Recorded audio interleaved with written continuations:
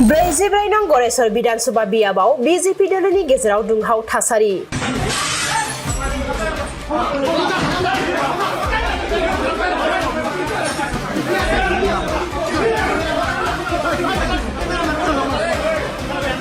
विधानसभा बिसायख'थिनि दुंहाव बार बारनाय समावनो दुंहाव थासारि सोमजिनायखौ समाजारि बिजोङाव गोसारनाय नुनो मोन्दों। बे हरखाब दुंहाव थासारिया सोमजिदों बीजेपी दलनि मावथिफोरनि गेजेराव। बीटीसीनि इएम लक्ष्मीकान्त दासआ दुंहाव थासारिखौ हमथानो नाजाब्लाबो हमथानो हायाखै।